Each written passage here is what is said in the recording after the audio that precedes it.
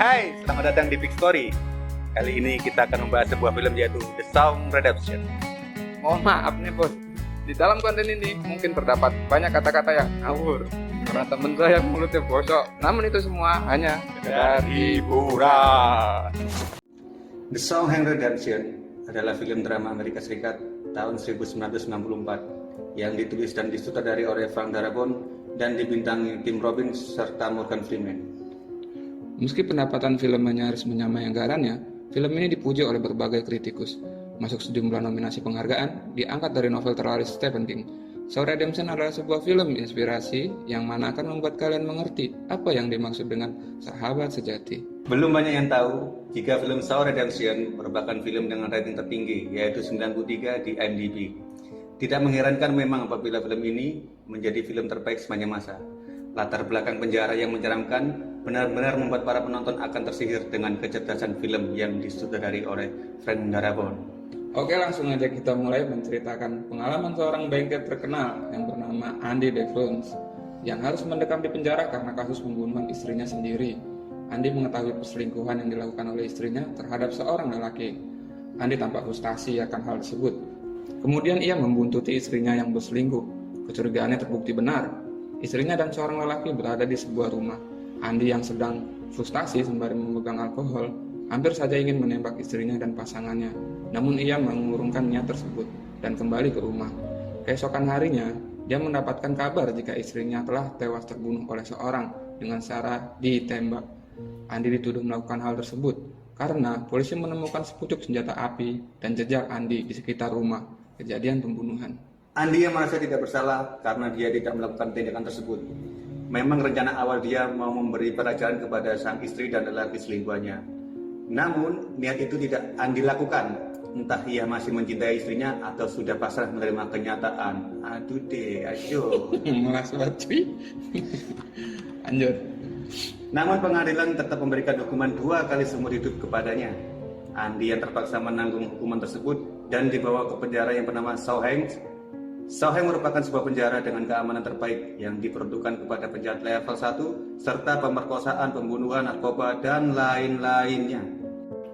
Di Shawhanks, Andy sangat pendiam dan tidak memiliki teman pada awalnya. Beberapa bulan berlalu, ia mencoba berbicara kepada Red.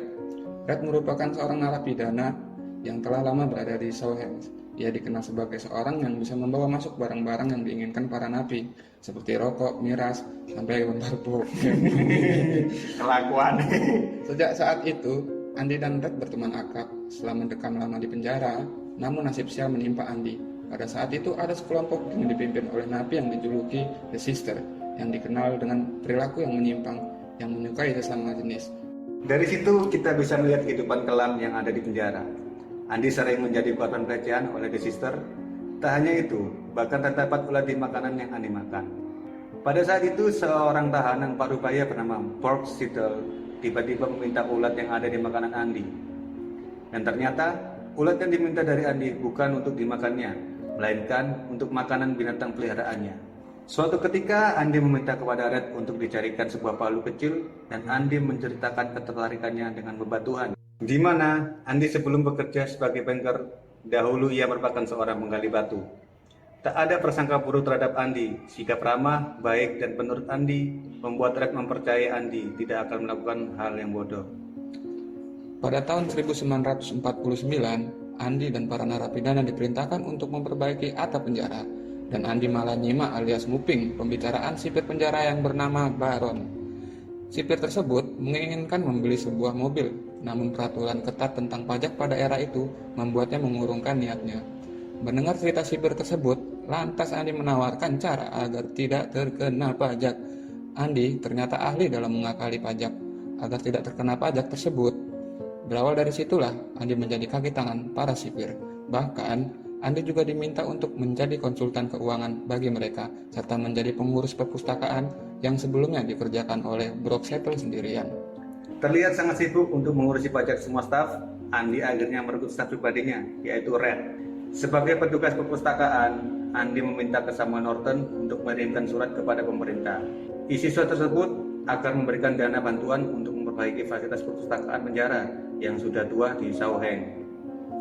Namun usaha Andi tidak mendapatkan respon dari pihak pemerintah yang sudah dikirimi surat setiap minggunya. Pada tahun 1954, terjadi insiden di mana Brox secara mengejutkan menyerang salah satu narapidana. Rupanya Brox mendapatkan kebebasan setelah dihukum selama 50 tahun di Sauheng yang membuat dirinya takut akan dunia luar.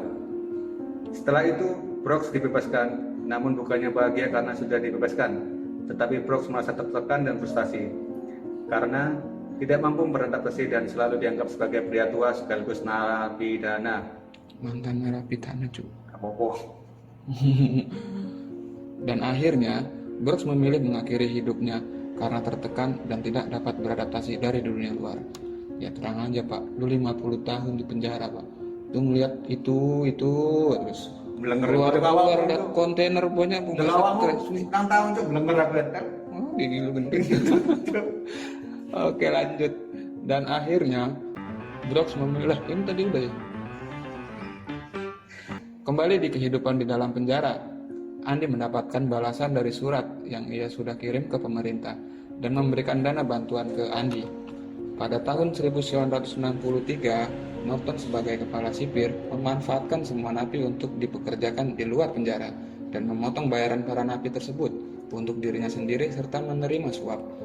Andi membantu Norton dengan pencucian uang atau money laundry dengan nama samaran Stephen.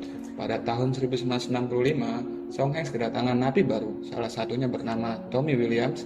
Dia merupakan residivis yang sudah keluar masuk penjara. Pada suatu momen, Tommy bertanya kepada Red tentang kisah Andi yang menyebabkan dia masuk penjara. Dan Tommy teringat akan teman satu saatnya dahulu di salah satu penjara. Dia mengingat orang tersebut bercerita tentang kejadian seorang banker yang dituduh membunuh istri dan selingkuhannya. Ternyata orang tersebutlah yang menjadi pelaku pembunuhan dari istri Andi dan selingkuhannya. Mendengar cerita dari William tersebut, lantas Andi kemudian menemui Norton selaku kepala sipir untuk meminta keadilan atas kasus perkara yang dialaminya. Tetapi Norton tidak memperdulikan cerita Andi tersebut. Mendengar hal itu, Andi berusaha keras dengan mengatakan bahwa dia berjanji tidak akan membongkar aib dari Norton dari kejahatan money laundry yang dilakukannya. Mendengar hal itu, Norton sangat marah dan memasukkan Andi ke dalam sel isolasi. Setelah kejadian itu, Norton meminta kepada sipir untuk memanggil Tommy keluar dan menemuinya. Lantas Norton memerintahkan Hadley untuk menembaknya hingga tewas. Hal ini dilakukan Norton untuk menghilangkan saksi atas kasus Andi, sehingga Andi tidak mempunyai bukti atas kebenaran dari kasusnya. Dan Norton pun sengaja melakukan kejadian itu di luar area penjara agar kejadian tersebut disebabkan karena Tommy ingin melarikan diri dari penjara. Setelah mendekam beberapa lama di sel isolasi, akhirnya Andi dikeluarkan. Andi pun menemui Red dan meminta Red untuk mencarikan tali dan bercerita tentang Ziwan Tanazo, daerah pesisir yang ada di Meksiko. Andi juga memberitahu Red tentang sebuah lokasi khusus yang ada di Boxteam dan meminta Red datang ke sana jika nanti Red sudah dibebaskan dari penjara dan mengambil paket yang sudah dikuburnya. Red pun merasa ada yang aneh dengan sikap Andi yang meminta tali kepadanya, serta mengkhawatirkan Andi melakukan hal bodoh seperti bunuh diri. Setelah itu, Andi pun kembali disibukkan dengan tugas-tugas yang diberikan oleh Norton untuk melakukan money laundry serta mendepositkan uang-uang yang didapat hingga terhindar dari pajak. Andi yang sudah kecewa akan melakukan Norton pun sudah tidak melakukannya dengan ikhlas. Pada malam itu, terlihat Red tidak bisa tidur karena mencemaskan sikap Andi yang berubah. Dan keesokan harinya, para petugas melakukan pengecekan satu persatu narapidana. Namun, Andi sudah tidak ada dalam barisan tersebut. Raut wajah Red pun terlihat sangat cemas, takut Andi melakukan hal-hal bodoh, seperti bunuh diri. Para petugas pun melakukan pengecekan ke dalam sel Andi. Dan benar saja, Andi sudah tidak ada lagi di dalam sel tahanannya. Seluruh ruangan diperiksa secara menyeluruh, namun tidak ada hal yang mencurigakan di ruangan tersebut. Norton curiga ada persekongkolan yang membantu Andi keluar sel tahanan. Norton pun memanggil Red yang dia ketahui sangat dekat dengan Andi, tetapi Red sama sekali tidak mengetahui keberadaan Andi. Norton yang kesal pun mengambil batu alam yang selama ini dikumpulkan oleh Andi dan melemparkannya ke Red dan petugas tahanan. Dan secara tidak sengaja, lemparan batu Norton mengenai poster yang tertempel di dinding. Dan di sini kita mendapat kejutan di balik dinding tersebut. Ternyata poster tersebut bukan sebagai hiasan dinding biasa. Poster yang terkena lemparan Norton ternyata sobek. Poster itu pun dirobek oleh Norton dan hal mengejutkan pun terjadi. Terdapat sebuah lubang atau terowongan kecil Dan yang paling tergokil, terowongan ini digali Andi selama 20 tahun. Terowongan inilah yang membuat Andi berhasil melarikan diri. Di sini kita akan melihat kecerdasan dan giginya seorang Andi. Pada malam terakhir, Andi mengambil setelan jas dan sepatu, hingga bukti deposito Norton yang dibuat atas nama Stephen, serta mengambil bukti-bukti pencucian uang yang Norton lakukan dan menukarkannya dengan Bible yang selama ini terlihat selalu Andi bawa. Dan jelas sudah kenapa palu batu yang Andi punya untuk menggali terowongan tidak pernah ditemukan petugas saat pemeriksaan di selnya. Ternyata Bible yang dibawa selama ini dimodif agar menjadi tempat palu batu tersebut. Andi mengikat semua barang-barang tersebut dengan tali yang dipesan dari Red dan diikat di kakinya saat merangkak di dalam terowongan yang sudah dia buat.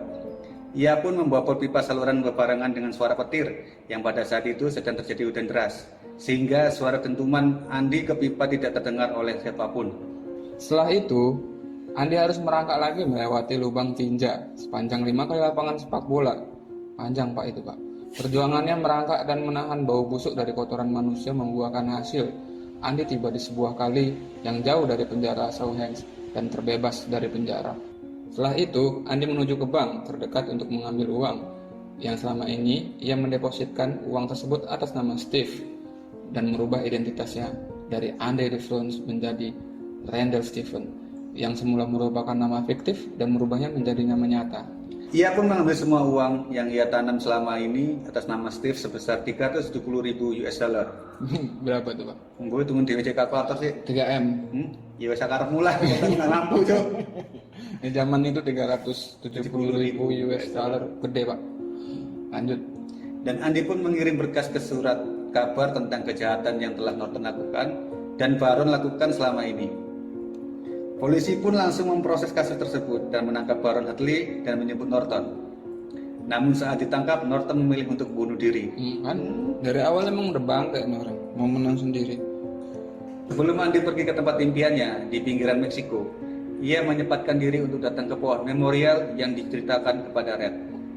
Bagaimana nasib Red?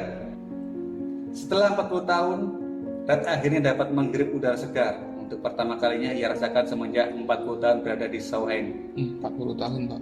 40 tambah 50 tadi bro. Gigi yuk. Kayak gimana itu? Berjamur tuh. Kepala suku di dalam gunung. Lanjut.